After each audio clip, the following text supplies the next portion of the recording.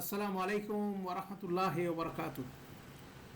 আলহামদুলিল্লাহি রাব্বিল আলামিন ওয়াসসালাতু ওয়াসসালামু আলা আশরাফিল আম্বিয়া মুরসালিন নবিয়িনা মুহাম্মদ ওয়া আলা আলিহি ওয়া সাহবিহি আজমাইন। রব্বি ইশরাহ লি সাদরি ওয়া ইয়াসসির লি আমরি ওয়াহলুল উকদাতাম মিন লিসানি ইয়াফকাহু কাওলি। আলহামদুলিল্লাহ।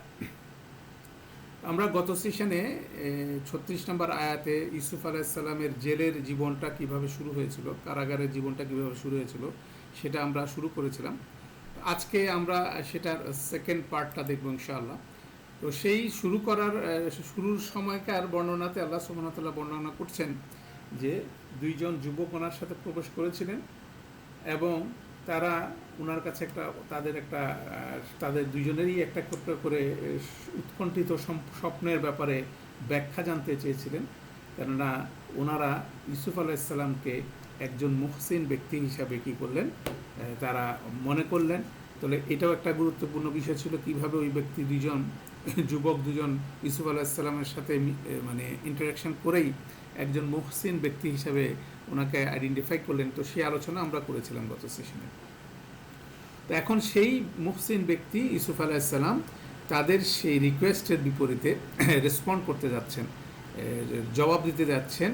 সেই জবাবটাই বেসিক্যালি এখান থেকে শুরু হচ্ছে ৩৭ নম্বর আয়াত থেকে, এবং এই ৩৭ নম্বর আয়াত থেকে এই জবাব শুরু হবে, এটা চলবে ৪১ নম্বর আয়াত পর্যন্ত বলা যায়। এবং ৪১ নম্বর আয়াতে যে বেসিক্যালি ইউসুফ আলাইহিস সালাম ওনাদের স্বপ্নের ব্যাখ্যাটা একটা আয়াতেই ব্যাখ্যা করবেন। তার আগে ৩৭ থেকে ৪০ পর্যন্ত যে সেকশনটা আমরা দেখছি, সেই সেকশনে মূলত উনি একটা ইন্ট্রোডাকশন দিচ্ছেন, পাশাপাশি উনি তাদেরকে এই উপলক্ষে একটু দাওয়াত দিচ্ছেন ইসলামের দিকে। সেটা একটা গুরুত্বপূর্ণ বিষয়। অর্থাৎ এটা একটা খুব গুরুত্বপূর্ণ কনভারসেশন আল্লাহ রেকর্ড করছেন, যেটা মানব জাতির জন্য হেদায়েতের বিষয় হয়ে দাঁড়াবে কিয়ামত পর্যন্ত। কারণ ইউসুফ আলাইহিস সালাম এরকম একটা বিষয়, দুইজন নন মুসলিম ব্যক্তিকে হেল্প করলেন একটা বিষয়ে, এবং কিভাবে ওনাদেরকে দাওয়াত দিলেন। অর্থাৎ এটাও একটা অনুকরণীয় দৃষ্টান্ত হিসেবে আমরা দেখতে পাবো।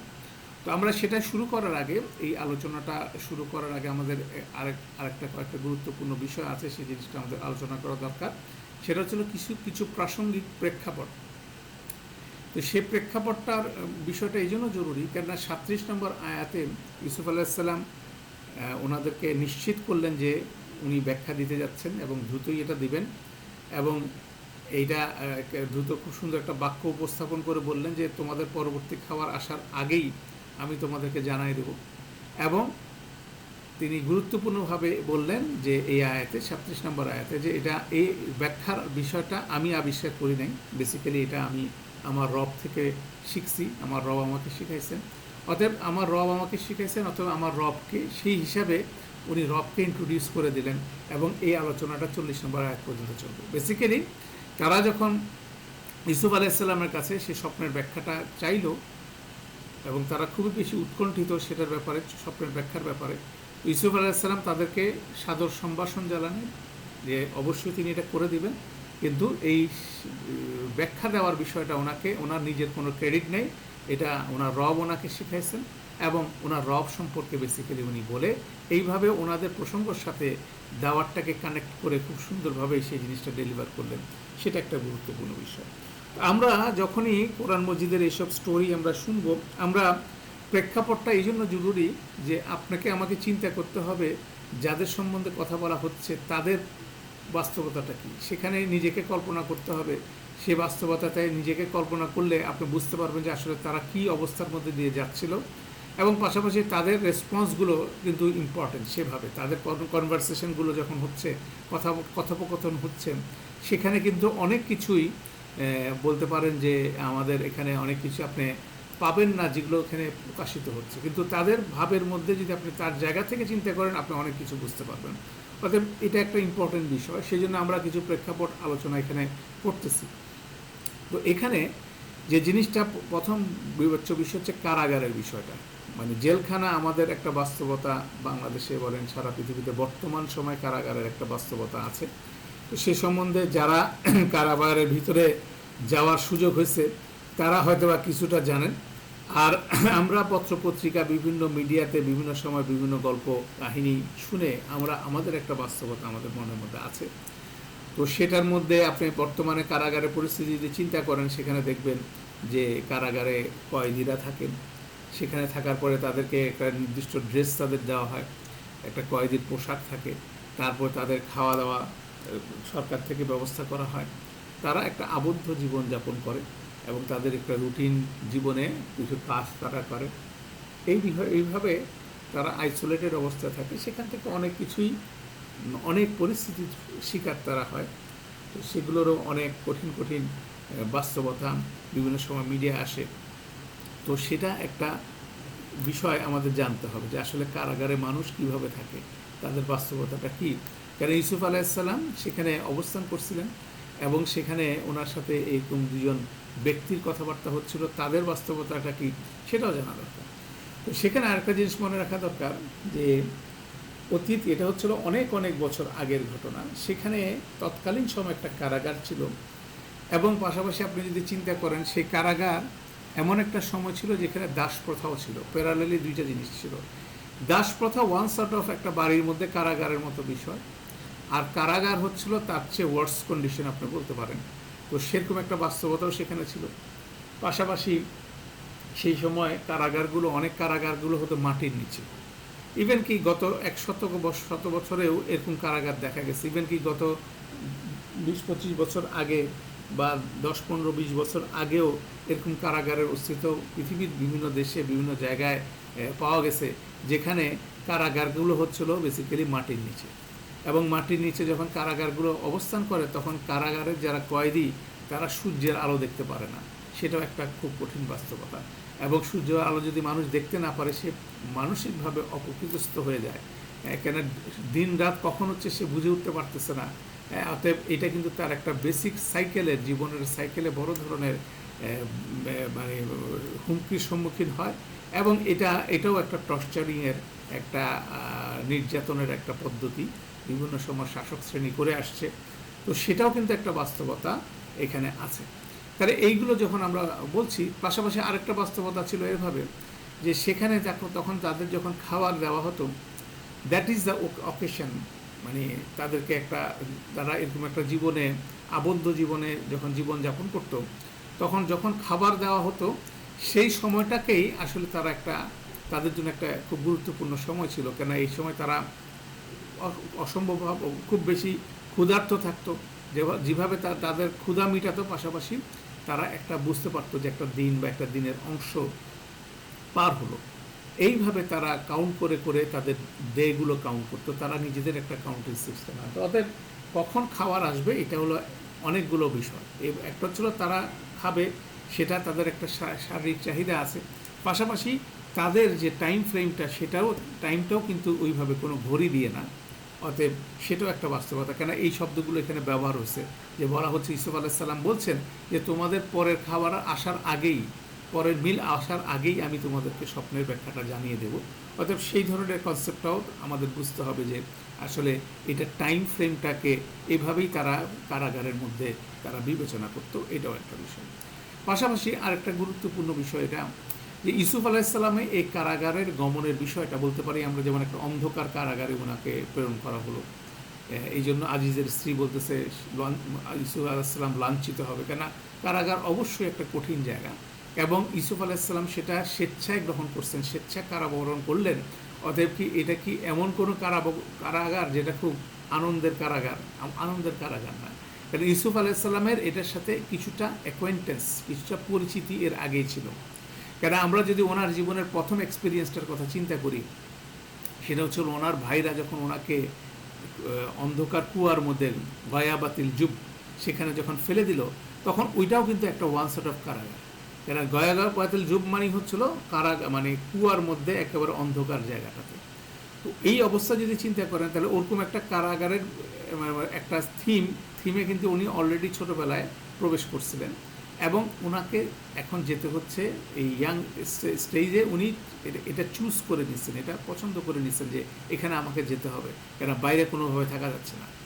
তো এইটাকে এটা যদি আমরা একটু সাইকোলজিক্যাল পয়েন্ট অফ ভিউ থেকে আমরা যদি দেখি, যে আপনি চিন্তা করেন ইউসুফ আলাইসাল্লামের জায়গায় বালক বয়সে একটা বাচ্চা, তাকে তার ভাইরা বাসা থেকে নিয়ে আসছে, যখন বাসা থেকে নিয়ে আসছিল তখন বাবার সাথে খুব মিষ্টি মিষ্টি কথা বলছে যে আমরাই তাকে দেখে রাখবো, আমরাই তার শুভাকাঙ্ক্ষী, এরকম অনেক সুন্দর সুন্দর বক্তৃতা দিয়ে আপন ভাইরা তাকে যখন নিয়ে আসলো, নিয়ে এসে কুয়ার সামনে নিয়ে এসে তার উপর নির্যাতন শুরু করলো এবং তাকে সেই কুয়ার মধ্যে ফেলে দিল।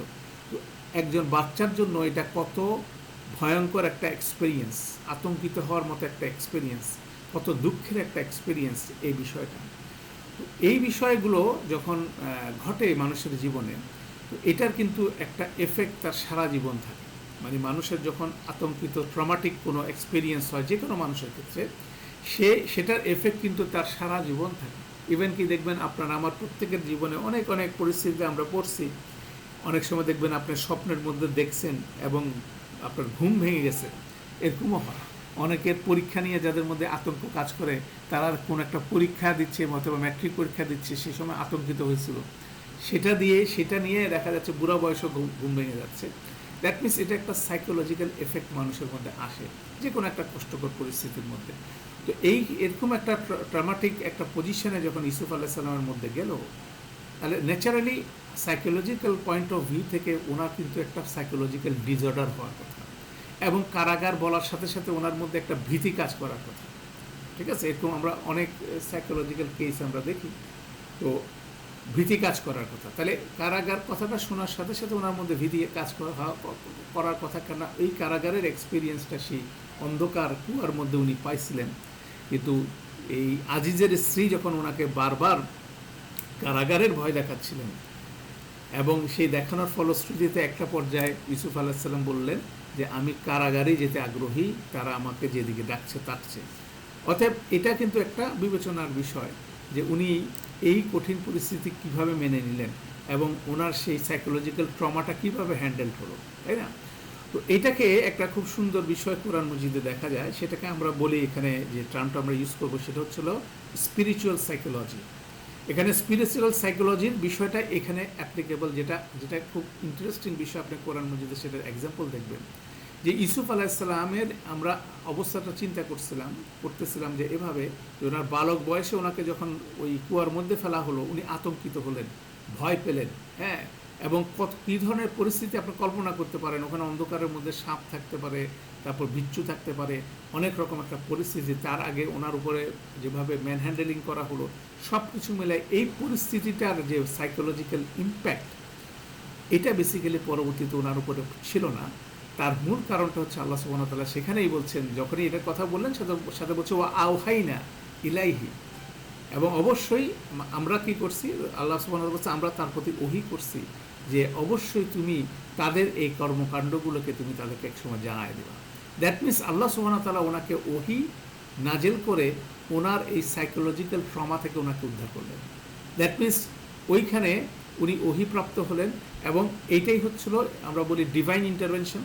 আল্লাহ সুবহানাহু ওয়া তাআলা ডিভাইন ওয়েতে এখানে ইন্টারভেনশন করে তাকে যেরকমভাবে সাপোর্ট দিলেন, যার ফলশ্রুতিতে তার সেই কঠিন পরিস্থিতির আতঙ্কিত হওয়ার যে বিষয়টা, সেই বিষয়টা তার মধ্যে ঘটে নাই, এবং সেটা তার জন্য কি একটা সুখকর স্মৃতি হয়েছে। যেটা আমাদের কাছে মনে হচ্ছে খুব কষ্টকর স্মৃতি, সেটা ওনার জন্য সুখকর স্মৃতি, কেন ওই সময় উনি আল্লাহর একটা সংস্পর্শে বলতে পারেন, একটা সরাসরি সংস্পর্শ বলতে পারেন, বা একটা অলৌকিকতার সাথে উনি ইন্ট্রোডিউসড হলেন, যেটা ওনাকে অসম্ভবভাবে সাহসী করে তুলেছিল। তো সেই বিষয়টা ইম্পর্টেন্ট বিষয়, যে এটাকে আমরা বলতেছি স্পিরিচুয়াল আধ্যাত্মিক সাইকোলজি, সেই জিনিসটাই কাজ করছে এখানে। তো সেই জিনিসটা শুধু কাজ করছে কোরআন মজিদের, আপনি এরকম আরও স্টোরি দেখতে পারেন, সেখানে খুব সুন্দরভাবে যে স্টোরিটার মধ্যে এই বিষয়টা আমরা বিভিন্ন সময় আলোচনা করেছিলাম। তো আমার মনে হয় এখানে প্রাসঙ্গিকভাবে আলোচনা করা দরকার, সেটা হচ্ছে মুসা আলাইহিস সালামের বিষয়টা। কেন এটা একটা গুরুত্বপূর্ণ কনসেপ্ট এই জন্য যে এইটা আমাদের জীবনে খুব শক্তিশালীভাবে আমাদেরকে সাহায্য করতে পারে, আমি যদি এই জায়গাটাকে যদি নিজের মধ্যে ধারণ করতে পারি। কেননা প্রতিটা মানুষ জীবনে কি কঠিন থেকে কঠিনতম পরিস্থিতির সম্মুখীন হয় এবং অতীতে হয়, এবং সে দেখে যে এই সময়গুলো সে কীভাবে পার করছে, কেননা সেখানে তার রব তাকে কি অবশ্যই তাকে কমফোর্ট দিচ্ছেন, তার জন্য জিনিসগুলো সহজ করছেন।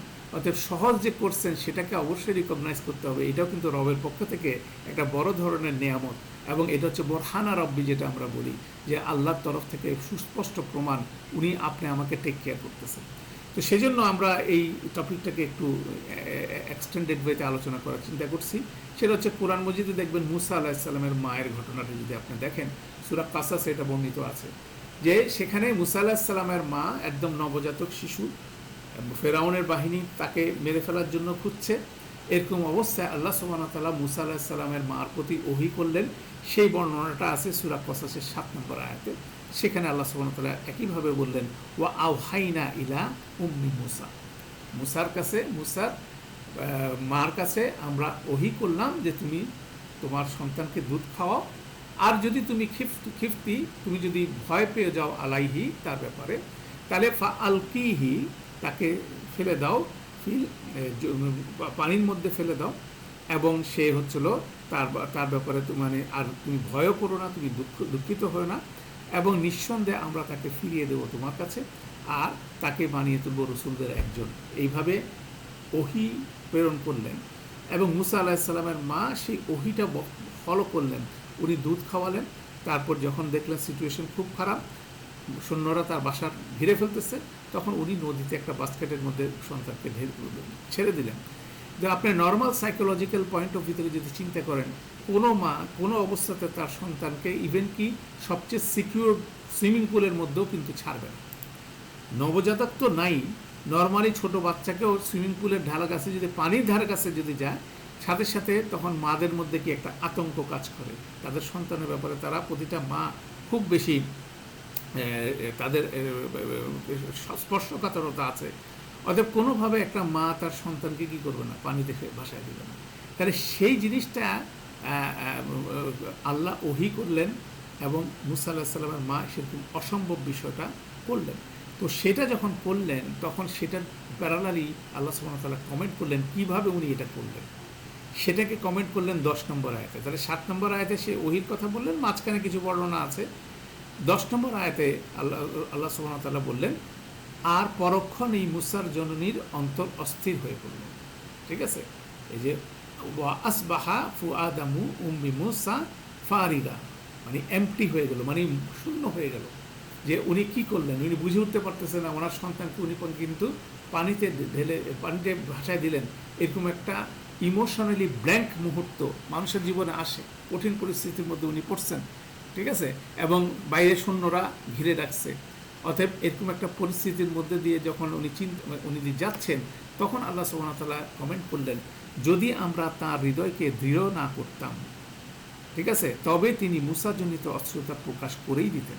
দ্যাট মিনস এরকম একটা ঘটনা ঘটার সাথে সাথে ওনার হৃদয়টা ফাঁকা হয়ে গেল, এবং ফাঁকা হয়ে গেলে উনি হয়তো বা প্রচণ্ড শব্দে কান্না করে উঠতেন বা কিছু একটা করে উঠতেন। ইমোশনালি উনি ব্ল্যাঙ্ক হয়ে গেলেন। তো আল্লাহ সুবহানাহু ওয়া তাআলা বললেন যে আল্লাহ যদি ওনার হৃদয়টাকে বেঁধে না দিতেন, আরবিটা খুব সুন্দর, লাউলা আম রাবাতনা আলা কালবিহি, যদি আমরা রাবাতনা মানে দড়ি দিয়ে যদি তার হাড়টাকে যদি হৃদয়টাকে যদি বেঁধে না রাখতাম, তাহলে সে কী করতো, ইনকাদা, সে অবশ্যই কী করতো, লা তুবদি, অবশ্যই সে প্রকাশ করে ফেলতো, বিহি, এই মুসাজনিত অস্থিরতা প্রকাশ করে ফেলতো। আল্লাহ সুবহানাহু ওয়া তাআলা কী করলেন, ওনার হৃদয়কে শক্তিশালী করে দিলেন যাতে করে উনি এটাকে কন্টেইন করতে পারেন। তারপর আল্লাহ কমেন্ট করলেন, লি তাকুনা মিনাল মুমিনিন, যাতে করে সে বিশ্বাসীদের মধ্যে থাকে। তাহলে ইম্পর্টেন্ট বিষয়টা হচ্ছিল এভাবে আল্লাহ সুবহানাহু ওয়া তাআলা সেই ডিভাইন ইন্টারভেনশনের মাধ্যমে মানুষের বিশ্বাসটাকে কী করে কনসলিডেট করতেছেন।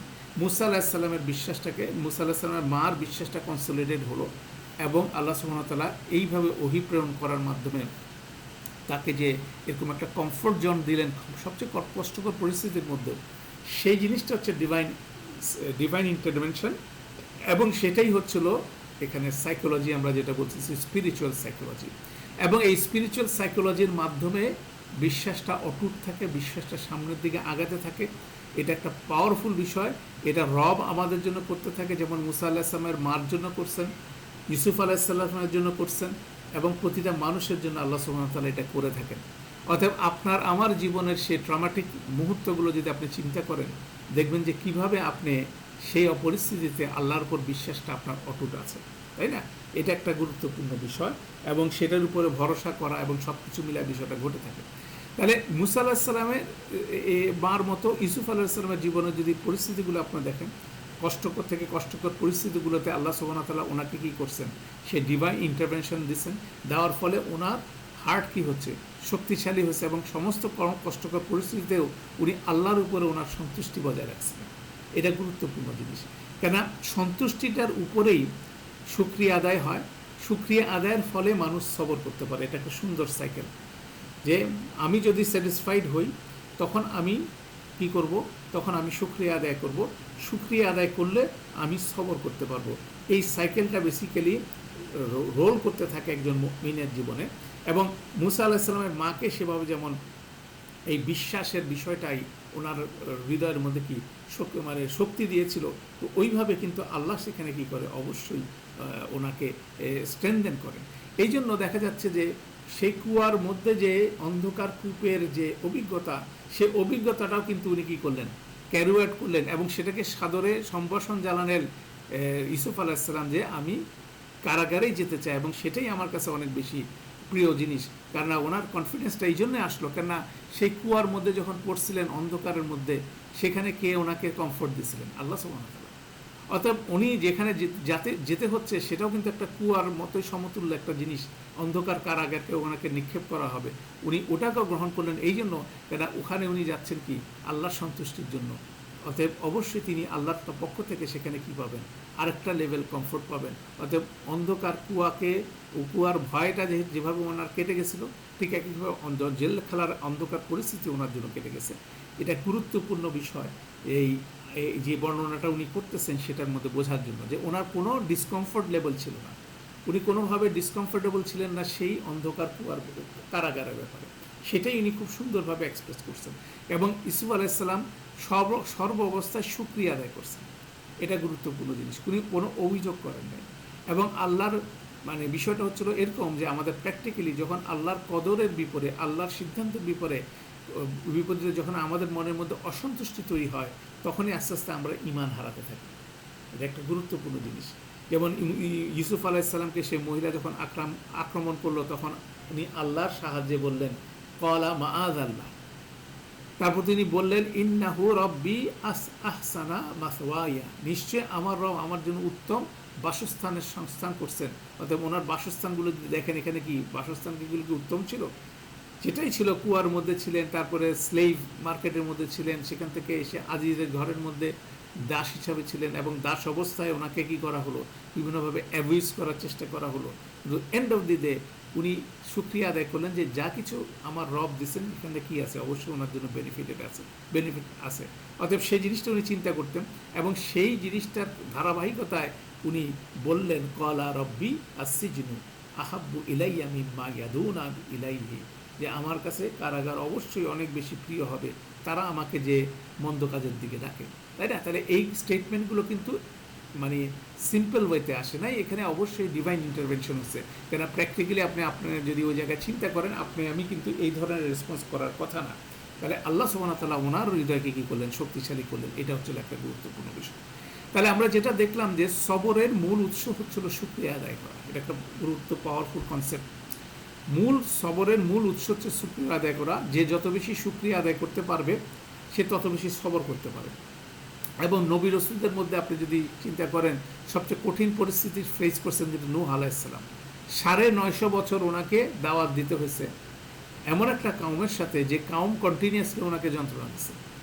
সেই যন্ত্রণা দেওয়ার পরে উনি কি করছেন, সবর করছেন বেসিক্যালি। কিন্তু আল্লাহ সুবহানাহু ওয়া তাআলা ওনাকে কোরআন মজিদে সবর করছেন এটা বলেন নাই। ওনাকে আল্লাহ সুবহানাহু ওয়া তাআলা টাইটেল দিচ্ছেন ইন্নাহু কানা আবদান শাকুরা, নিশ্চয়ই সে ছিল একজন খুব অতিমাত্রায় শুকরিয়া আদায়কারী একজন বান্দা। দ্যাট মিনস এটা খুব ডিফিকাল্ট জিনিস, কষ্টকর পরিস্থিতি দিয়ে যাচ্ছে, সেটার জন্য মানুষ কি করতেছে, শুকরিয়া আদায় করতেছে। অতএব সেই লেভেলে এই বিষয়টা আসতেছে। এবং সবরের মূল সোর্সটা হচ্ছে কি, শুকরিয়া আদায় করা। যে যত বেশি শুকরিয়া আদায় করতে পারবে, তার জন্য কি হবে, সে তত সুন্দরভাবে সবর করতে পারবে। এটা একটা সাইকেল। অতএব আমাদের প্রত্যেককে সেই জিনিসটা করতে হবে। ইউসুফ আলাইহিস সালাম সেটা করছেন, নূহ আলাইহিস সালাম সেটা করছেন। অতএব এটাই হলো এখানে একটা গুরুত্বপূর্ণ বিষয়। তো আমরা এবার চলে আসি আমাদের এই ব্যাকগ্রাউন্ড আলোচনার পরপরই আমাদের আয়াতের বক্তব্যের মধ্যে। তো আল্লাহ সুবহানাহু ওয়া তাআলা ইউসুফ আলাইহিস সালাম এখানে সেই যুবকদ্বয়ের রিকোয়েস্টের বিপরীতে খুব এনথুজিয়াস্টিকলি, খুব আগ্রহ সহকারে রেসপন্ড করলেন, এটা একটা গুরুত্বপূর্ণ বিষয়। কারণ আমরা বলছিলাম যে ইতিপূর্বে যতজন ওনাকে ওনার যতজন মানুষকে উনি সাহায্য করছিলেন সবাই ওনার প্রতি বিরূপ আচরণ করছেন, সবাই ওনাকে ইউজ করছেন। অতএব কেউ তার সাথে, যারা সাহায্যপ্রাপ্ত হয়েছেন তারাও তার সাথে কি ভালো আচরণ করেন না। তাহলে এই দুজন ব্যক্তিও কিন্তু ওনার কাছে সাহায্য প্রার্থী হিসাবে আসলো। অতএব উনিও কিন্তু চিন্তা করলেন না যে এরাও ওনার সাথে কি মন্দ আচরণ করতে পারে, কেন উনি তাদেরকে সাহায্য করলেন শুধুমাত্র কিসের জন্য, মানে আল্লাহকে সন্তুষ্ট করার জন্য। কেননা এর আগের আয়াতে বলা হচ্ছিল উনি হচ্ছিল মুহসিনদের অন্তর্ভুক্ত, যেটা আল্লাহ ওনাকে সার্টিফিকেট দিচ্ছেন এবং এই ব্যক্তিগুলো সেই বিষয়টা বুঝতে পারছিল। অতএব সেই জিনিসটার আলোকে উনি ওনাদেরকে পজিটিভলি এটাকে রেসপন্সটা করলেন। এবং যখন রেসপন্সটা করলেন খুব সুন্দর একটা বাক্য উনি ব্যবহার করলেন আরবিতে। এখানে লা ইল্লা দিয়ে সুন্দর একটা কনস্ট্রাকশন আছে। বললেন লা ইয়াতি কুমা তু আমুন তুরজাকানিহি ইল্লা নাব্বাতুকুমা বিতাউইলিহি কাবলা আন ইয়াতিয়াকুমা। মানে তোমাদের নেক্সট যে খাবারটা তো আমুন, যেটা তোমাদেরকে রিজিক হিসেবে দেওয়া হয়, সেটা আসার আগেই আমি তোমাদেরকে জানিয়ে দিব এর ব্যাখ্যা। এইভাবে উনি জিনিসটা বললেন। দ্যাট মিনস আমরা সেই জিনিসটাতে ফিরে যাই। উনি তাদেরকে তাদের টাইম ফ্রেম অনুযায়ী বক্তব্যটা দিলেন যে নেক্সট মিল আসার আগেই তোমাদেরকে দিব। অতএব এটা কিন্তু সুন্দরভাবে উপস্থাপন করে, আমি দেরি করব না, অতি শীঘ্রই দিতে যাচ্ছি। অতএব তখন তারা কি হলো, তারাও কমফোর্ট ফিল করলো, হ্যাঁ তারা যে জিনিসটা চাচ্ছে সেটা তারা পেতে যাচ্ছে। অতএব এইভাবে তাদেরকে একটা তাদেরকে একটা পজিটিভ রেসপন্স দিলেন, তাদেরকে একটা কমফোর্ট দিলেন। হ্যাঁ, তার সাথে যাতে একটা কনভারসেশন শুরু করা যায়। হ্যাঁ, তো এই বিষয়গুলো কিন্তু গুরুত্বপূর্ণ। তো এখানেও ইন্টারেস্টিং ওয়েতে শব্দের ব্যবহারের মধ্যে একটা ফ্রেজ উনি ইউজ করলেন, তো আমুন, মানে যে কোনো একটা মিল। কেউ জানে না যে ওনারা কী মিল পাবেন, নেক্সট মিল কী হবে। এটা কোনো আমাদের এখানে এখনকার জেলে যেরকম কোনো রকম একটা রুটিন থাকে যে সকালে নাস্তায় কী হবে, দুপুরে ভাতে কী হবে, রাতের খাবার কী হবে, একটা মিল হয়তো বা থাকে। হয়তো বা ওনাদের সময়কার জেলে হয়তো বা এক বেলাই ওনাদেরকে খেতে দেওয়া হতো, অনেক রকম বিষয় হতে পারে। সেই জন্য তো আমুনটা নাকিরা ফর্মে আসছে।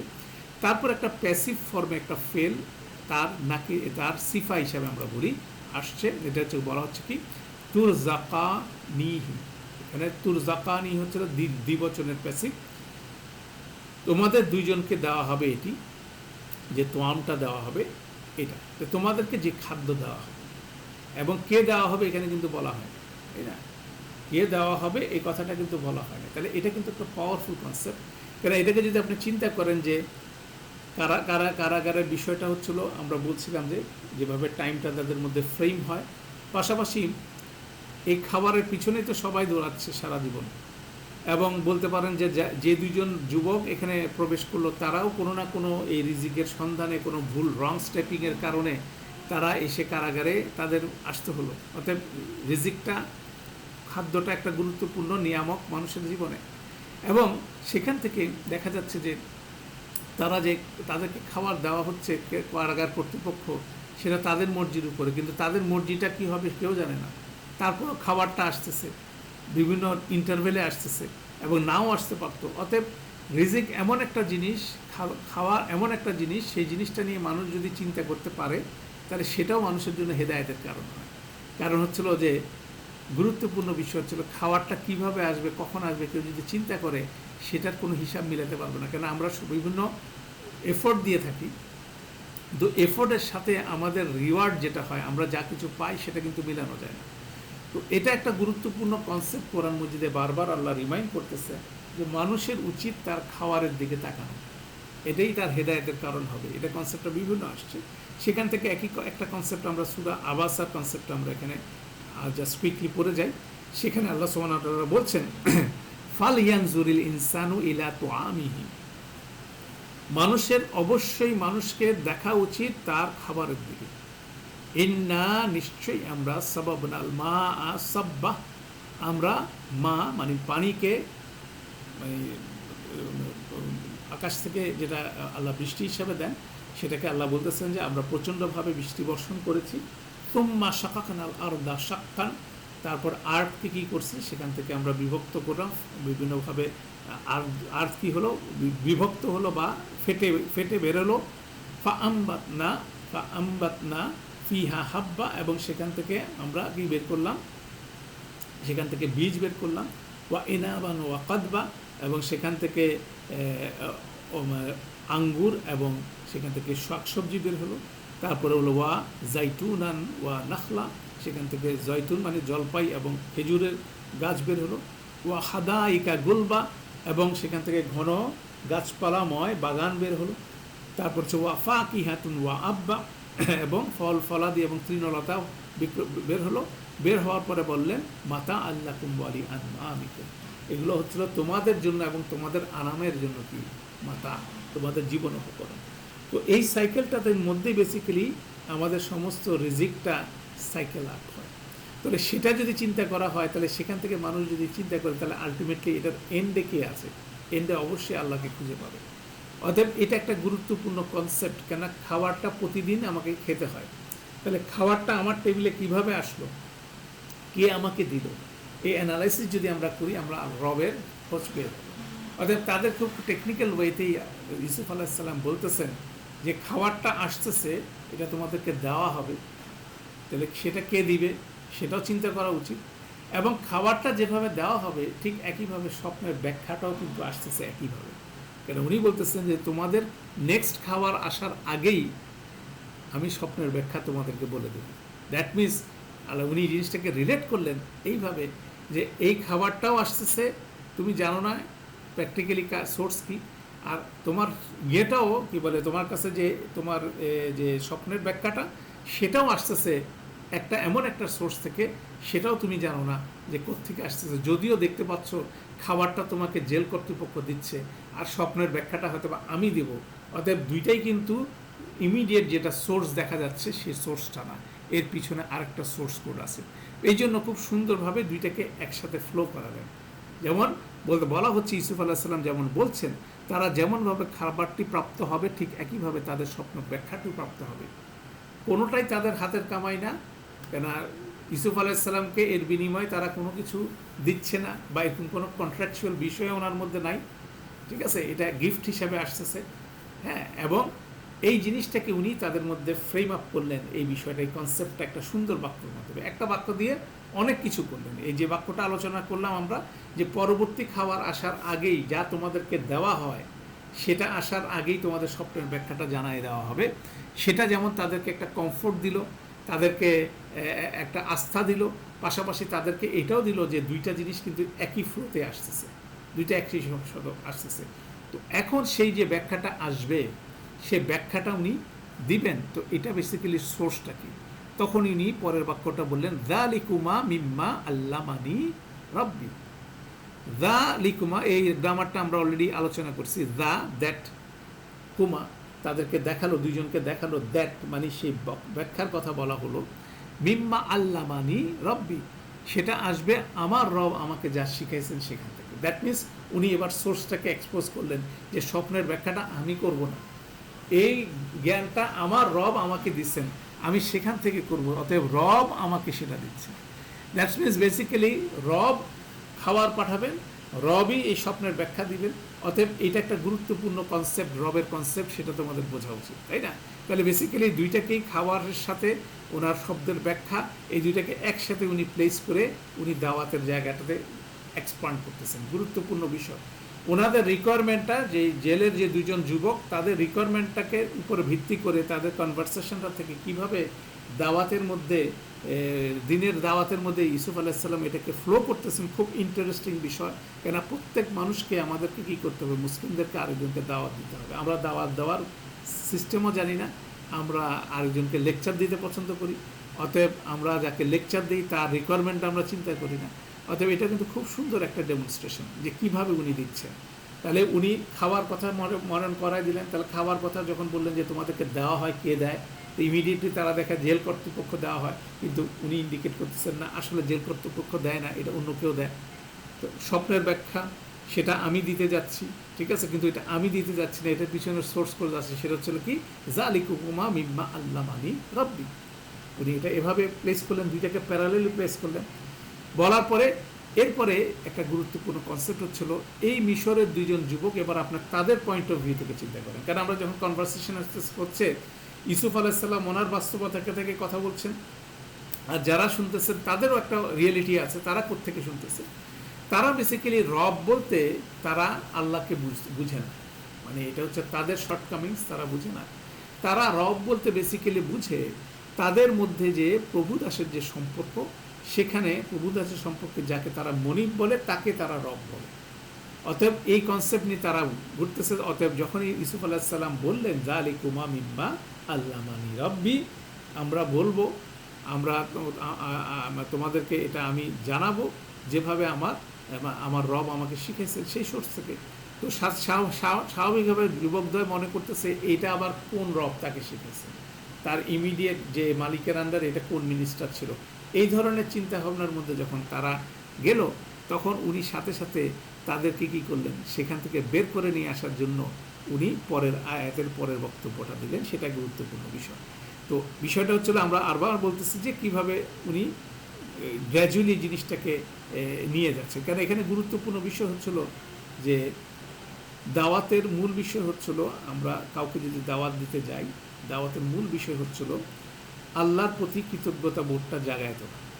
মানে আমরা যেটা বলছি যে শুকরিয়া যখন আদায় করা হবে, তখনই বেসিক্যালি হেদায়েতের রাস্তায় হাঁটা হবে। যদি কারোর মধ্যে যদি গ্র্যাটিটিউডের ব্যাপারটা, কৃতজ্ঞতা বোধটা যদি না থাকে, সে কোনোদিনও শুকরিয়ার রাস্তায়, সে কোনো সময় হেদায়েতের রাস্তায় আসতে পারবে না। অতএব ইউসুফ আলাইসাল্লাম টেকনিক্যালি বেসিক্যালি তাদের মধ্যে সে শুকরিয়া আদায় করার বিষয়টাই কিন্তু জাগ্রত করার চেষ্টা করছেন। কেন স্বপ্নের যখন ব্যাখ্যাপ্রাপ্ত হবে তারা তখনই সাথে সাথেই ইউসুফ আলাইসাল্লামকে থ্যাংক ইউ বলতে ব্যতিব্যস্ত হয়ে যাবে। অতএব ইউসুফ আলাইসাল্লাম আগের থেকে গ্রাউন্ডটা সেট করতেছেন যে থ্যাংক ইউ আমাকে না, দিতে হবে কাকে, রবকে দিতে হবে। অতএব সেই প্রেক্ষাপটটাই বেসিক্যালি এখানে খুব সুন্দরভাবে উনি প্লেস করতেছেন। তো সেটাই এখানে আমরা দেখব। তো ইনশাল্লাহ কীভাবে এটা উনি প্লেস করেন।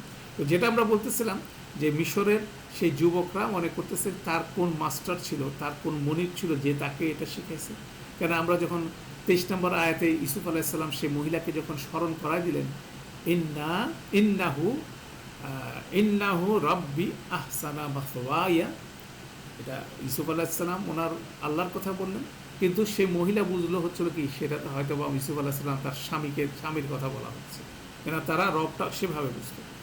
এই জন্য ইউসুফ আলাইসাল্লাম পরের বাক্যে বললেন, ইন্নি নিশ্চয়ই আমি, তারাক্তু আমি পরিত্যাগ করেছি, মিল্লাতা কাউমিন এমন একটা কাউমের মিল্লা, লা ইউমিনুনা বিল্লাহি ওয়া হুম বিল আখিরাতি হুম কাফিরুন, তারা আল্লাহর উপরে বিশ্বাস করে না এবং তারা আখিরাতের ব্যাপারে খুব খুব খুব বেশি, এই স্ট্রাকচারটা ওয়া হুম বিল আখিরাতি হুম কাফিরুনা, তারা খুব খুব বেশি অস্বীকার করে।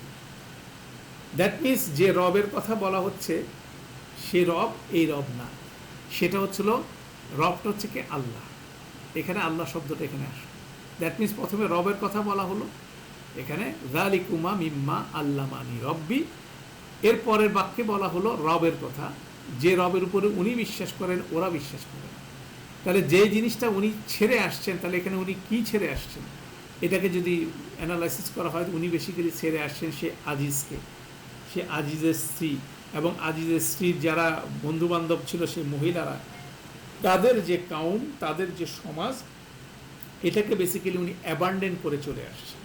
কেননা সবার ধারণা কি, যেমন যুবকদের ধারণা হচ্ছিল নিজেরা, তারা যুবকরা কী জন্য সেখানে জেলে ঢুকলো, তাদেরকে জেলে পাঠানো হচ্ছে। কিন্তু ইউসুফ আলাইসাল্লাম বলছেন ভিন্ন কথা, বলছেন যে আমি পরিত্যাগ করে আসছি, মানে আমাকে পাঠানো হয় না, আমি ছেড়ে চলে আসছি। অর্থাৎ দুইটা কনসেপ্ট কিন্তু টোটালি ভিন্ন। দ্যাট মিনস আমি ওই সমাজের মধ্যে যে প্রভু দাসের সম্পর্ক, যে রব হিসেবে তারা যাদেরকে তারা মানে, সেই ধরনের সমস্ত বিষয়টাকে আমি অ্যাবান্ডেন করছি। অতএব সেই অ্যাবান্ডেন করছি এই কারণে, তারা আল্লাহ ছাড়া, আল্লাহকে বাদ দিয়ে তারা অন্য কিছুর উপর কী করে, বিশ্বাস স্থাপন করে।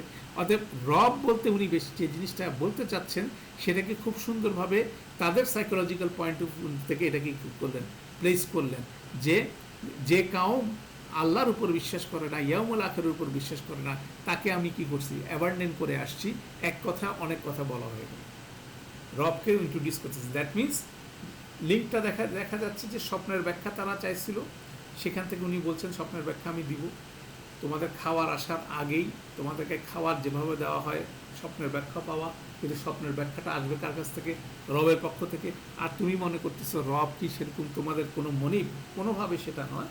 এরা সেই সমাজকে আমি কি করছি, অ্যাবান্ডেন করে আমি নিজে এখানে চলে আসছি, যেখানে তারা কি করে, আল্লাহর উপরকে আল্লাহকে বিশ্বাস করে না, এবং তারা তারা আল্লাহর উপর বিশ্বাস করে না, এবং তারা কি করে, তারা আখেরাতের উপর কোনো বিশ্বাস করে না।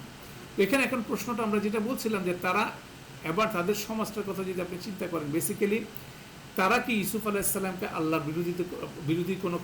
আল্লাহর বিরোধিতা করার জন্য সরাসরি কিছু বলছিল? তারা সরাসরি কিছু বলে নাই আল্লাহর বিরোধিতা করার জন্য, কিন্তু তারা এমন সব কাজের প্রতি তাকে আহ্বান করছিল সেগুলো আল্লাহ মোটেই পছন্দ করেন না। আল্লাহর অবাধ্যতার বিষয়গুলো বলা যায়, আল্লাহর অবাধ্যতার বিষয়গুলো তারা তাদের জীবনের স্বাভাবিক বিষয়ে পরিণত করেছিল। সেগুলোর দিকে তাকে যখন ডাকা হলো, তারা এটা রিয়ালাইজ করলো না যে এটা আল্লাহর অবাধ্যতার কাজ, এবং তারা এটা তাদের সেজন্য সেটা তাদের দিন, তাদের মিল্লাতে পরিণত হলো, যে আল্লাহর অবাধ্যর কাজগুলো তারা নিজেদের ধর্মে পরিণত করলো। That means it is one sort of religion, তাদের রিলিজিয়ান, এবং সেই রিলিজিয়ানের মূল বিষয় হচ্ছিল তাদের কামনা বাসনা, তাদের খেয়াল খুশি, এবং তাদের খেয়াল খুশি অনুযায়ী 10টা মূর্তি বানাতে পারে, তাদের খেয়াল খুশিরই পূজা করতেছে বেসিক্যালি তারা, সেই কাউমটা বেসিক্যালি তাদের খেয়াল খুশিরই পূজা করতেছে, এবং সেটার জন্য তারা যা ইচ্ছা তাই করতে পারে, সেটাই তাদের সমাজের প্রিন্সিপাল, এবং বলতে পারেন তাদের রব হিসাবে তাদের খেয়াল খুশিকেই তারা ধারণ করছেন। এবং সেটারই পৌরাণিক কমেন্ট আছে সূরা ফুরকানে, আর আইতামিন মানিত্তাখাযা ইলাহাহু হাওয়া, যে তুমি কি তাদেরকে দেখেছো যারা তাদের হাওয়া, তাদের কামনা বাসনাকে ইলাহা বানায় নিছে। দ্যাট মিনস তাদের যেটা উইশ সেটাকেই পূরণ করার জন্য তারা সব কিছু করতে রাজি। অথচ আমাদের যারা মুসলিম তাদের কনসেপ্ট হচ্ছিল আমরা আল্লাহর জন্য সব কিছু করতে রাজি, তাই না?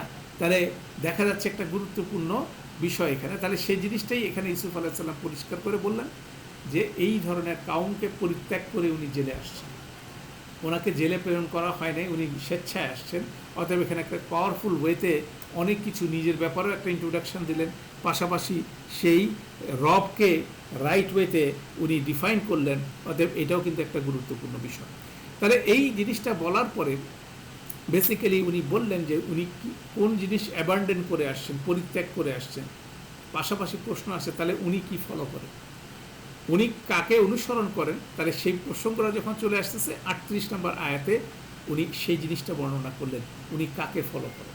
উনি সেই কাউমকে অ্যাবান্ডেন করতেছেন, আর উনি কাকে ফলো করতেছেন সেই কন্ট্রাস্টটা উনি বললেন।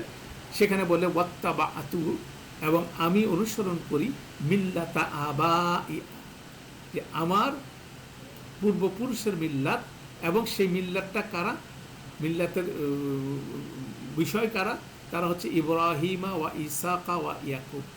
ইব্রাহিম, ইসাক, ইয়াকুব। আমরা জানি ইব্রাহিম আলাইসাল্লাম, তার সন্তান হচ্ছে ইসাক আলাইসাল্লাম, ইসাক আলাইসাল্লামের সন্তান হচ্ছে ইয়াকুব আলাইসাল্লাম, এবং ইয়াকুব আলাইসাল্লামের সন্তান হচ্ছে ইউসুফ আলাইসাল্লাম, যিনি এই লিনিয়েজের কথা বলতেছেন, যে আমি অনুসরণ করি এই তিনজন আমার পূর্বপুরুষদের বিল্লাহকে অনুসরণ করি। মা কান আলানা আন নুশরিকা বিল্লাহি শাইআন, এবং আমাদের জন্য এই সবার কথা মিলে ওনাকে ইনক্লুড করে বললেন যে এই মিল্লার মূল প্রিন্সিপাল হচ্ছিল আমরা কোনোভাবে আল্লাহর সাথে কোনোভাবে শিরিক করি না। তারপর বললেন যালিকা মিন ফদলিল্লাহি আলাইনা, এটা হচ্ছে আল্লাহর তরফ থেকে আমাদের উপর একটা বিশেষ ফদল, এবং ওয়া আলান নাস, এবং এটা মানুষের উপরেও এটা একটা বিশেষ ফদল। ওয়ালাকিন্না আকসারান নাস লা ইয়াশকুরুন, অথচ বেশিরভাগ মানুষ কি করে না, শুকরিয়া আদায় করে না। এইভাবে আমরা কুইক একটা ট্রান্সলেশন দিয়ে দেখার চেষ্টা করলাম যে ইব্রাহিম আলাইহিসসালাম ওনার দিনকে পরিচিত করে দিচ্ছেন। আমরা দেখলাম যে কিভাবে প্রথমে লা ইলাহা, তারপরে ইল্লাল্লাহ, যে কোনো উনি অ্যাবান্ডেন করছেন সমস্ত ফলস জিনিসগুলোকে, মিথ্যা জিনিসগুলোকে, এবং উনি প্রকৃতভাবে যে জিনিসটা গ্রহণ করছেন সেটাই এখানে উনি বর্ণনা করতে যাচ্ছেন। তো এই বর্ণনাটা খুব ইন্টারেস্টিং উনি যেভাবে বর্ণনা করলেন। তা আমরা জানি যে 6 নম্বর আয়াতে এই সূরার মধ্যে ইয়াকুব আলাইহিসসালাম ওনাকে কিছু উপদেশ দিয়েছিলেন। ওনার স্বপ্নের ব্যাখ্যা, স্বপ্ন সম্বন্ধে শুনলেন, শোনার পরে ওনাকে বললেন ওয়াকাযালিকা ইয়াজতাবিকা রাব্বুকা ওয়া ইউআল্লিমুকা মিন তাউইলিল আহাদিস। যখন বললেন যে এইভাবে তোমার রব তোমাকে পছন্দ করেছেন এবং তোমাকে শিক্ষা দিবেন সব ধরনের বক্তব্যের ব্যাখ্যা, ঠিক আছে, সব ধরনের ঘটনা এবং বক্তব্যের ব্যাখ্যা শিক্ষা দেবেন। ওয়া ইউতিম্মু নি'মাতাহু, এবং তোমার তোমার ওনার নিয়ামত উনি পরিপূর্ণ করবেন তোমার উপরে, আলাইকা ওয়া আলা আলী ইয়াকুবা, এবং তোমার ইয়াকুবের বংশধরের উপরে, কামা আতাম্মাহা, যেভাবে তিনি পূরণ করেছিলেন তার এই নিয়ামত সমূহ, আলা আবাওয়াইকা, তোমার পূর্বের দুজন পুরুষের উপরে, মিন কাবলু ইব্রাহিম ওয়া ইসা। এই বক্তব্যটা উনি সেখানে দিলেন। ইউসুফ আলাইহিসসালামকে ইয়াকুব আলাইহিসসালাম এই বক্তব্যটা দিলেন ছোটবেলায় বালক ইউসুফকে। বেসিক্যালি বলতে পারেন সেই বক্তব্যটাকেই ইউসুফ আলাইহিসসালাম বেসিক্যালি এই যুবকদের সামনে এটাকে অ্যাপ্লাই করলেন। কীভাবে দেখেন, প্রথমে দেখেন ওয়াকাযালিকা ইয়াজতাবিকা রাব্বুকা, এইভাবে তোমার রব তোমাকে কি করলেন, পছন্দ করলেন, মনোনীত করলেন। ওয়া ইউআল্লিমুকা মিন তাউইলিল আহাদিস, তোমাকে সব ধরনের বক্তব্যের ব্যাখ্যা তিনি শেখাবেন। এটার বিপরীতে ইউসুফ আলাইহিস সালাম এখানে বললেন যালিকুমা মিম্মা আল্লামানি রব্বি, স্বপ্নের ব্যাখ্যা সম্বন্ধে উনি বললেন যে এটা আমার রব আমাকে শিখাইছেন। সোর্স কোডটা কোথায়, ওনার বাবা ওনাকে বলে দিচ্ছে, ওয়া ইউআল্লিমুকা মিন তাউইলিল আহাদিস, এবং উনি পরবর্তী জীবনে এক্সপিরিয়েন্স করছেন এবং সেটা রেফারেন্সে উনি এটা বললেন যালিকুমা মিম্মা আল্লামানি রব্বি। পাশাপাশি ওখানে ওনার বাবা ওনাকে বলছেন যে তোমার উপরে তিনি তোমার উপরে নিয়ামতগুলো পূর্ণ করবেন, এবং আলী ইয়াকুবের বংশধরের উপরে, এবং এইভাবে ইসাক এবং ইব্রাহিম এবং ইসাক আলাইহিস সালামের উপরেও সে নিয়ামত পূর্ণ করা হচ্ছে। অতএব সেই হেরিটেজের কথা ওনাকে যেমন স্মরণ করা দিলেন, সেটা রেসপেক্টে উনি বললেন ওয়াত্তাবাতু মিল্লাতা আবাই ইব্রাহিমা ইসাকা এবং ইয়াকুব, তিনজনের কথা চলে আসলো যে আমি আমার পূর্বপুরুষের মিল্লাতকে করতেছি, অনুসরণ করতেছি, এবং যালিকা মিন ফাদলিল্লাহ, এখানে যেমন নিয়ামত বলা হচ্ছে, এখানে ফজলের কথা বলা হচ্ছে, এটা আমাদের উপরে এবং ও আলান নাস, এবং এটা সব মানুষই পেতে পারে। অতএব দেখা যাচ্ছে যে এখানে একটা গুরুত্বপূর্ণ বিষয় হচ্ছে ইয়াকুব আলাইহিস সালাম ওনার সন্তানকে ছোটোবেলায় যে ফাউন্ডেশনটা দিয়েছিলেন, সে ফাউন্ডেশনের উপরে বেস করে ওনার পরবর্তী জীবনের জিনিসগুলো কি ডেভেলপ হচ্ছে, এবং সেটা অ্যাঙ্কর হিসেবে কাজ করছে। এবং আমরাও সেটা বলতে চাই, আমরা আমাদের সন্তানদেরকে অবশ্যই একটা সুন্দর এক্সপিরিয়েন্স দিতে হবে, একটা স্বচ্ছ ধারণা দিতে হবে আমাদের দিন সম্পর্কে, এবং সেটা যদি যত সুন্দরভাবে দিতে পারি সেটা তার জীবনের ফাউন্ডেশন হিসেবে কাজ করবে। যেমন ইয়াকুব আলাইহিস সালাম একটা খুব সুন্দর ফাউন্ডেশন দিয়েছিলেন তার ইউসুফ আলাইহিস সালামকে, এবং দেখেন সেটা কিভাবে উনি এটা কী করতেছেন, রেপ্লিকা করতেছেন। ওইটাও একটা গুরুত্বপূর্ণ কনসেপ্ট আমরা এখান থেকে দেখতে পারি। এরপর আসেন যে আরেকটা গুরুত্বপূর্ণ বিষয়, ইউসুফ আলাইহিস সালাম ওনার ইব্রাহিম আলাইহিস সালামের সম্বন্ধে বলছেন। ওনার বললাম পিতা হচ্ছে ইয়াকুব আলাইহিস সালাম, দাদা হচ্ছে ইসাক আলাইহিস সালাম, পরদাদা হচ্ছে ইব্রাহিম আলাইহিস সালাম। তাহলে ইব্রাহিম আলাইহিস সালাম একদিকে, ইউসুফ আলাইহিস সালাম একদিকে, এবং দুজনের মধ্যে খুব সুন্দর কন্ট্রাস্ট আছে। কন্ট্রাস্ট হচ্ছিল দুজনের মধ্যে মিল আছে। দুইজনই ওনাদের শৈশব এবং যৌবনের সময়টা মানুষের জীবনের সবচেয়ে ক্রিটিক্যাল সময়, যেটা সেই সময়টা ওনারা পিতামাতা ছাড়াই বাস্তবতার মুখোমুখি হয়েছিলেন। দুজনেরই বাস্তবতা ভিন্ন। ইব্রাহিম আলাইহিস সালামকে ওনার বাবা বের করে দিয়েছেন বাসা থেকে, আর ইউসুফ আলাইহিস সালামের ক্ষেত্রে ওনার ভাইরা ষড়যন্ত্র করে ওনার বাবা থেকে বিচ্ছিন্ন করে দিয়েছিলেন। অর্থাৎ দুইজনের দুইভাবে হলো, কিন্তু বাস্তবতাটা একই ছিল। দুইজনকেই কি পিতামাতা ছাড়াই ওনাদের শৈশব এবং কৈশোরের যৌবনের ক্রিটিক্যাল সময়টা ওনারা পার করলেন। এবং ইব্রাহিম আলাইহিস সালামকে আগুনে ফেলে দেওয়া হয়েছিল, ইউসুফ আলাইহিস সালামকে গভীর কুয়ার অন্ধকারে নিক্ষেপ করা হয়েছিল। উভয় ক্ষেত্রেই ইউসুফ আলাইহিস সালাম এবং ইব্রাহিম আলাইহিস সালামকে আল্লাহ বিশেষভাবে কি সাপোর্ট দিয়েছিলেন। ইব্রাহিম আলাইহিস সালাম সমাজের প্রচলিত রীতির বিরোধিতা করছিলেন এবং আল্লাহর অনুগত্য করছিলেন, এবং এই জন্য তো এক পর্যায়ে ওনাকে বাড়ি থেকে বের করে দেওয়া হয়েছে এবং কি আগুনে ফেলা হয়েছে। এবং ইউসুফ আলাইহিস সালাম আল্লাহর আনুগত্য প্রকাশ করতে যায়, এটাকে সমুন্নত রাখতে গিয়ে ওনাকে কি কারাগারে যেতে হয়েছে। অর্থাৎ এখানে আমরা যে একটা খুব সুন্দর কানেকশন যেটা দেখি, ইউসুফ আলাইহিস সালামকে ইব্রাহিম আলাইহিস সালাম সম্বন্ধে খুব ভালোভাবে অবহিত করা হয়েছিল, যার ফলশ্রুতিতে ইউসুফ আলাইহিস সালাম এই ওনার জীবনের ক্রিটিক্যাল মুহূর্তে ওনার রোল মডেলকে কী করছেন, অনুসরণ করতে পারছেন। ইব্রাহিম আলাইহিস সালামের স্টোরি যেহেতু উনি জানেন, অতএব উনি কোনো জায়গায় দ্বিধার মধ্যে পড়েন নাই যে আল্লাহর আদেশ মানার ক্ষেত্রে উনি দ্বিধার দ্বন্দ্বের মধ্যে উনি ছিলেন। এটা হচ্ছে এনলাইটমেন্ট। এটা এনলাইটমেন্ট, সেটা আমাদের জানা দরকার যে আমাদেরকে মূলত ইব্রাহিম আলাইহিস সালামের স্টোরি যদি আমাদের মনের মধ্যে থাকে, ওনাদের লেগাসি যদি আমাদের অন্তরে থাকে, তাহলে আমাদের জীবনে কঠিন পরিস্থিতিগুলোর মনগুলো আমরা ঠিক একইভাবে ইউসুফ আলাইহিস সালামের মতো করে আমরা ফেস করতে পারবো। কারণ ইব্রাহিম আলাইহিস সালাম হচ্ছিল আমাদের দিনের মধ্যে সবচেয়ে সেন্ট্রাল ক্যারেক্টার। কেন আল্লাহ সুবহানাহু ওয়া তাআলা কোরআন মজিদে ওনাকে কীভাবে ইন্ট্রোডাকশন দিয়েছেন দেখেন। ইব্রাহিম আলাইহিস সালামকে আল্লাহ বলছেন মানব জাতির ইমাম, ইন্নী জাইলুকা লিন্নাসি ইমামা, নিশ্চয়ই আমি তোমাকে মানব জাতির ইমাম করতে যাচ্ছি। অতএব ওনার দিন, ওনার পরিচয় এবং ওনার বংশধরদের মধ্যে যারা সৎকর্মশীল তারা সব সময় এই কনসেপ্টটা ধারণ করছে। এবং রাসূল সাল্লাল্লাহু আলাইহি ওয়াসাল্লাম শেষ নবী, ওনারও মেইন অ্যাসাইনমেন্ট ছিল কি, ইব্রাহিম আলাইহিস সালামের দিনকে পুনরুজ্জীবিত করা, যেটা মক্কার বুক থেকে হারায় গেছিল। কাবা ঘরকে ঘিরে যে বিষয়টা এস্টাবলিশ করা হয়েছিল সেটা উনি রিস্টাবলিশ করলেন। এটা ছিল রাসূল সাল্লাল্লাহু আলাইহি ওয়াসাল্লামের জীবনের অ্যাসাইনমেন্ট। এবং কোরআন মজিদে আল্লাহ সুবহানাহু ওয়া তাআলা ওনাকে অনেকবার এই জিনিসটাই বললেন। যেমন একটা আরও ইনস্ট্রাকশন দেখব, সেখানে যেমন এখানে দেখবেন সূরা নিসার মধ্যে আছে ওয়ামান আহসানা দীনান মিম্মান আসলামা ওয়াজহাহু লিল্লাহি ওয়া হুয়া মুহসিন ওয়াত্তাবাআ মিল্লাতা ইব্রাহিমা হানিফা ওয়াত্তাখাযাল্লাহু ইব্রাহিমা খলিলা, যে তার থেকে বেশি ধর্মপরায়ণ যে আল্লাহর দিকে আপন মুখমণ্ডল সমর্পণ করেছে, আর সে সৎকর্মী এবং সে সরল স্বভাব ইব্রাহিম আলাইহিস সালামের ধর্মমত অনুসরণ করে। হ্যাঁ, এটা এবং আল্লাহ ইব্রাহিম আলাইহিস সালামকে বন্ধু হিসেবে গ্রহণ করছে। অর্থাৎ এটা একটা পাওয়ারফুল কনসেপ্ট কিন্তু আমাদের দিনের মধ্যে আছে। এবং পাশাপাশি ইব্রাহিম আলাইহিস সালামের সাথে ইউসুফ আলাইহিস সালামের একটা রক্তের সম্পর্ক ছিল, কিন্তু ইব্রাহিম আলাইহিস সালামের সাথে আমাদের কি একটা ইমানের সম্পর্ক আছে। উনি আমাদের আমাদের মানব জাতির ইমাম। পাশাপাশি ইন এডিশন টু দ্যাট, সূরা হজের শেষ আয়াতে ইব্রাহিম আলাইহিস সালামকে মুসলিম জাতির পিতা হিসেবে আল্লাহ উল্লেখ করতেছেন। এবং শেষ রসুল মুহাম্মদ সাল্লাল্লাহু আলাইহি সাল্লাম সেদিন প্রতিষ্ঠা করেছে, যেমন বলছে মিল্লাতা আবিকুম ইব্রাহিমা হুয়া সাম্মাকুম মুল মুসলিমিনা মিন ক্বাবল, তোমাদের পিতৃপুরুষ ইব্রাহিমের ধর্মমত, দ্যাট মিনস আবিকুম, তোমাদের পিতা হচ্ছিল, মুসলিম জাতির পিতা হচ্ছিল ইব্রাহিম আলাইহিস সালাম। অর্থাৎ এটা একটা পাওয়ারফুল ওয়ে। এবং ইব্রাহিম আলাইহিস সালাম, অর্থাৎ দেখা যাচ্ছে যে ইউসুফ আলাইহিস সালাম যেভাবে দিনটাকে পরিচিত করে দিচ্ছিলেন সেই জেলের দুজন যুবকের মাধ্যমে, ঠিক একইভাবে আমরাও কিন্তু আমাদের দিনের সাথে পরিচিত হই একইভাবে এবং আরেকজনকেও পরিচিত করে দিই একইভাবে।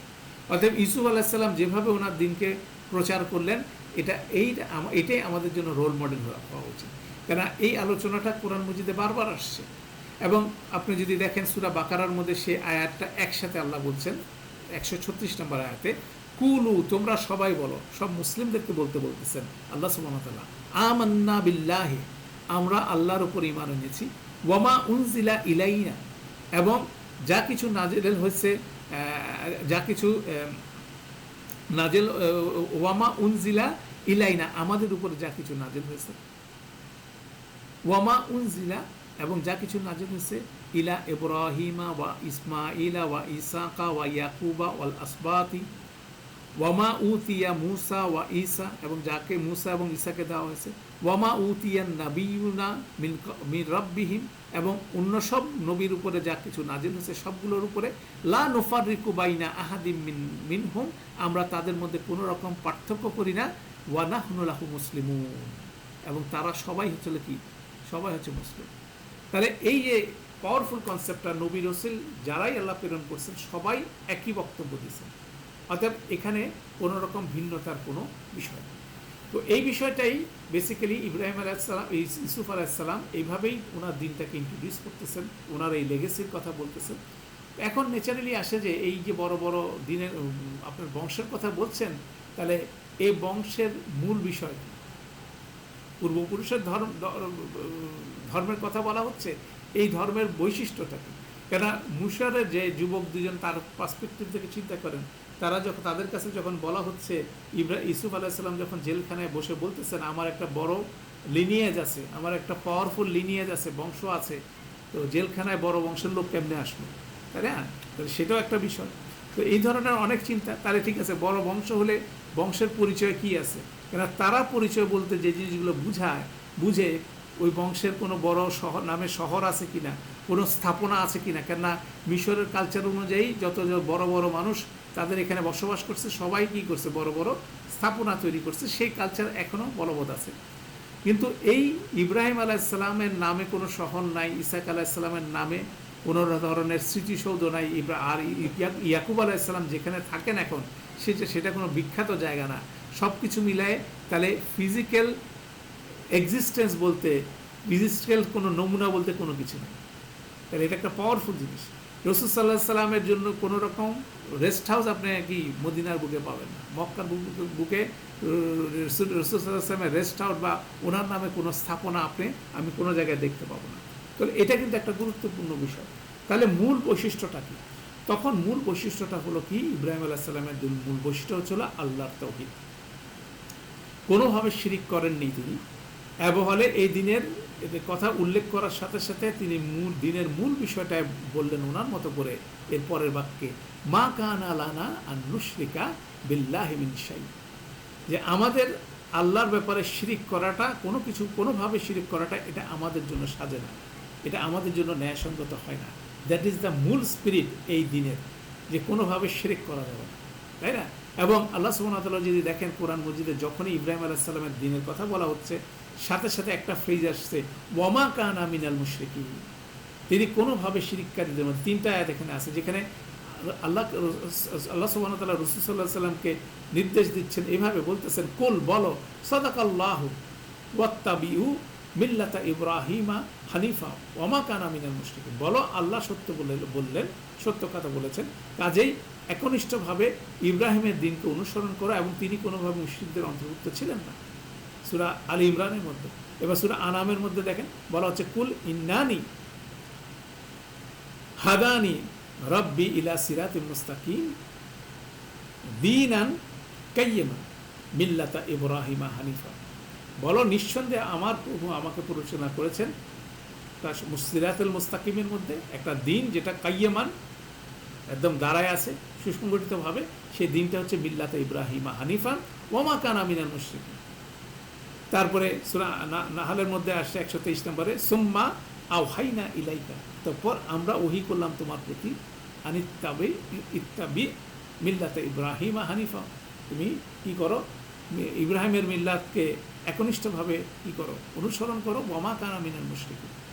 এই ফ্রেজটা কন্টিনিউয়াসলি আসতেছে, যে কোনোভাবে সেটারই একটা ভার্সান ইউসুফ আলাইহিস সালাম বললেন, মা কানা লানা আন নুশরিকা বিল্লাহি মিন শাই। তাহলে এই বিষয়টা একটা গুরুত্বপূর্ণ বিষয়। এখন ইউসুফ আলাইহিস সালামের বিষয় যদি আপনি এই নিয়ে আসেন, যে প্রাথমিক বক্তব্য ইউসুফ আলাইহিস সালাম যেভাবে দিলেন, যে যারা আল্লাহকে বিশ্বাস করে না এবং যারা কি করে না, ইয়ামুল আখিরের উপরে নিজের ইচ্ছামতো বিশ্বাস করে, প্রকৃতভাবে বিশ্বাস করে না, তাদের দিনকে, মিল্লাকে আমি কি করছি, অ্যাবান্ডেন করছি, তারাক্তু, আমি এটাকে পরিত্যাগ করছি। এটা হচ্ছে প্রথম বক্তব্য। এরপরে যখন উনি শিরিকের কথা বললেন, তখন এটাকে আরেকটু এক্সটেনশন দিলেন। এক্সটেনশনের বিষয়টা হচ্ছিল এভাবে, যে যারা আল্লাহ বিশ্বাস করার মানে এই নয় যে তারা আল্লাহর অস্তিত্বকে অস্বীকার করে। বেসিক্যালি তারা আল্লাহর অস্তিত্বকে অস্বীকার করে, কিন্তু তারা আল্লাহর সমকক্ষ স্থির করে। এটা শিরিকের একটা গুরুত্বপূর্ণ বিষয়। তো এটা যে আল্লাহর সমকক্ষ স্থির করে, সেই কনসেপ্টটা তার একটা মূর্তি হতে হবে, নট নেসেসারি। এটা যে একটা মূর্তি হতে পারে, নট নেসেসারি।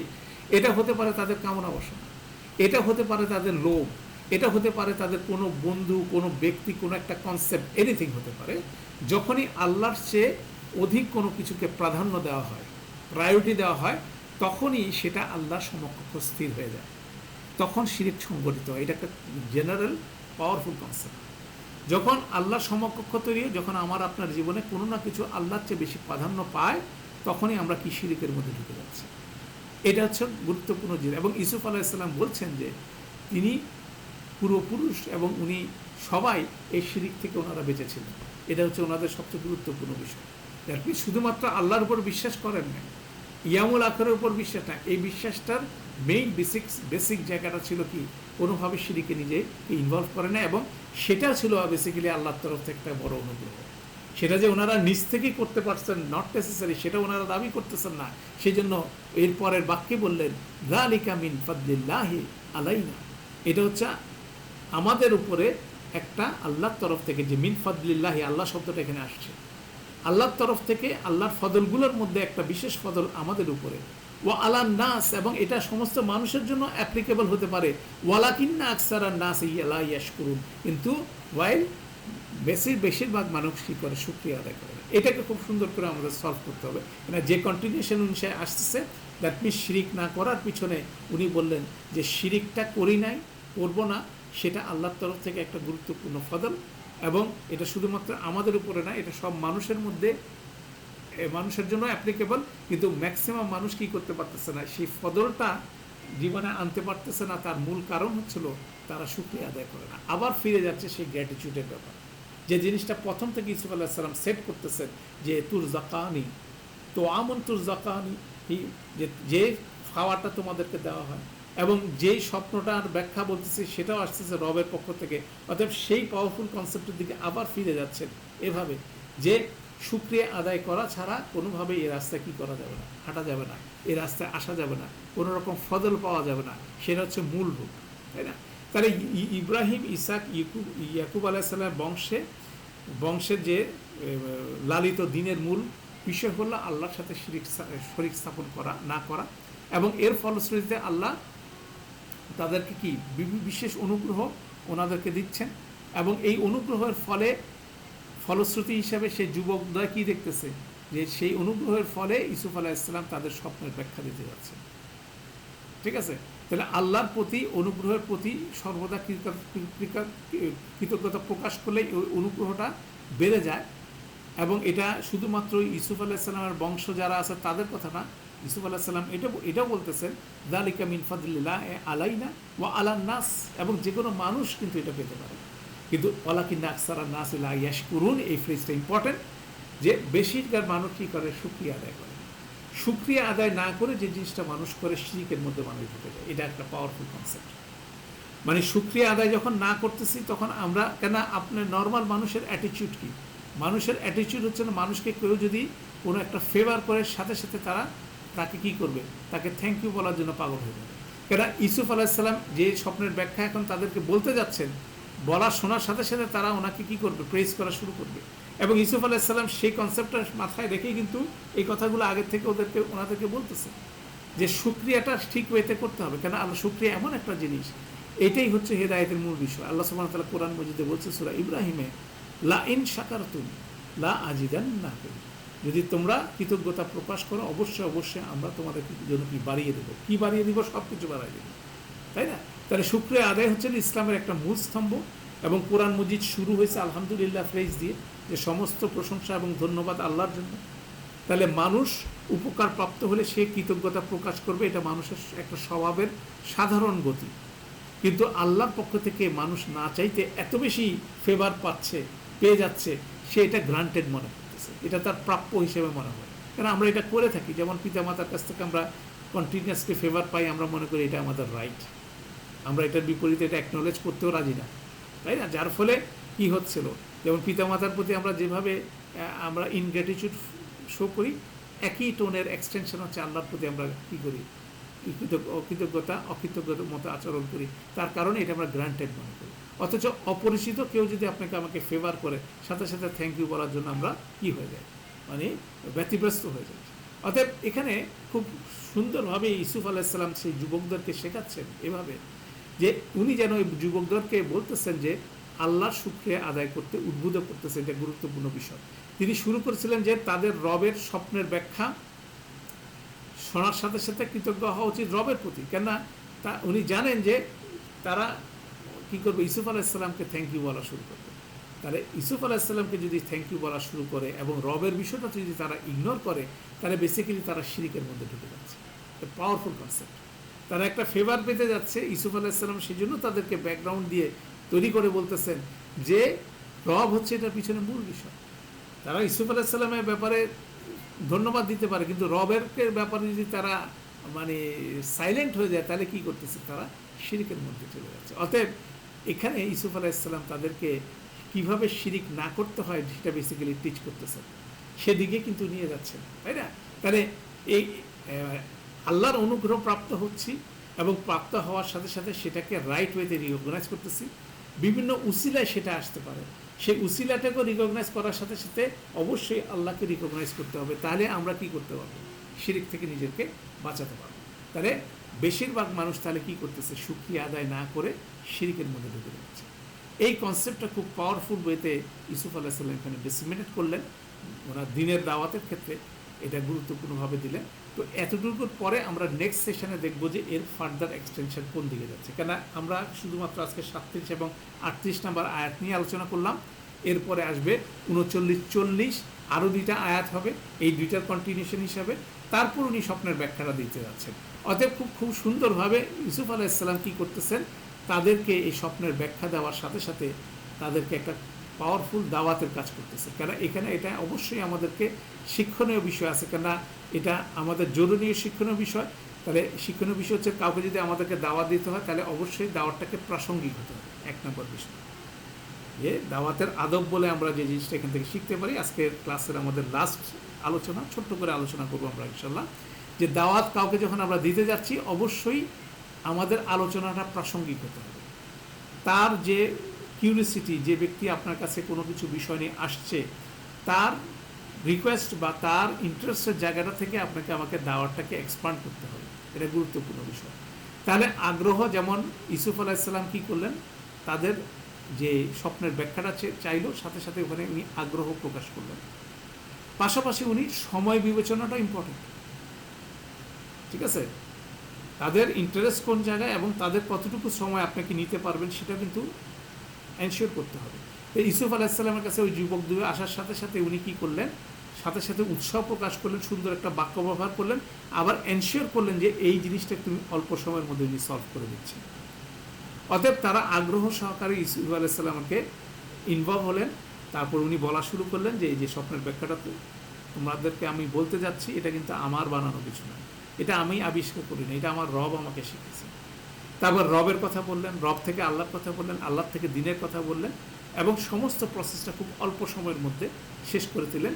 এবং ইন্টারেস্টিং বিষয় হচ্ছিল প্রতিটা স্টেপে উনি তাদেরকে কী রাখলেন, প্রাসঙ্গিক রাখলেন। এমন কোনো অ্যাবস্ট্রাক্ট আইডিয়া আলোচনা করলেন না যেখান থেকে ওনারা অপ্রাসঙ্গিক জায়গায় চলে যায়। তো আমরা আমাদের ক্ষেত্রে আমরা দেখা যায় যে আমরা যখন বক্তৃতা শুরু করি তখন দেখা যায় যে আমরা এই ট্র্যাক আউট হয়ে যাই। যারা শুনতেছে তাদের সময় জ্ঞান ব্যাপারে তাদের কতটুকু সময় তারা দিতে পারবে সেটা আমরা বিবেচনার মধ্যে আনি না। এবং আরও গুরুত্বপূর্ণ বিষয়টা ছিল প্রসঙ্গের বাইরে আমরা এটা অনেক বেশি থিওরিটিক্যাল আলোচনা করি, যার ফলে ম্যাক্সিমাম ক্ষেত্রে আমাদের দাওয়াতটা কি অকার্যকর হয়। অতএব এটাও কিন্তু ইনশাআল্লাহ আলহামদুলিল্লাহ একটা খুব সুন্দর শেখার জায়গা। এই জন্য আল্লাহ সুবহানাহু ওয়া তাআলা ইউসুফ আলাইহিস সালাম জেলখানায় একটা ছোট দাওয়াতি কাজের বর্ণনা কোরআন মজিদের মধ্যে ইনক্লুড করলেন, যাতে আমরা এখান থেকে নিজেকে ইন্সপায়ার করতে পারি, প্রিপেয়ার করতে পারি কীভাবে আমরা নিজের জন্য দাওয়াত দিতে পারি এবং অন্যের জন্য দাওয়াত দিতে পারি। সেই কন্টিনিউশনে ইনশাআল্লাহ আমরা এই আলোচনা আবার কন্টিনিউ হবে, যেহেতু আরও 2টা আয়াত আছে সামনে, 38 এবং 39 এবং 40 নম্বর আয়াত, সেখানেই এই দাওয়াতের এই বক্তব্যটা আরও এক্সপান্ডেড হবে। তো আমরা নেক্সট ক্লাসে এটা কমপ্লিট করব। তো আমাদের সেশনটা আজকে এখানে কনক্লুড করছি। সুবহানাল্লাহি ওয়া বিহামদিহি, সুবহানাকাল্লাহুম্মা ওয়া বিহামদিকা, আশহাদু আল্লা ইলাহা ইল্লা আনতা, আস্তাগফিরুকা ওয়া আতুবু ইলাইক। আসসালামু আলাইকুম ওয়া রাহমাতুল্লাহি ওয়া বারাকাতুহু।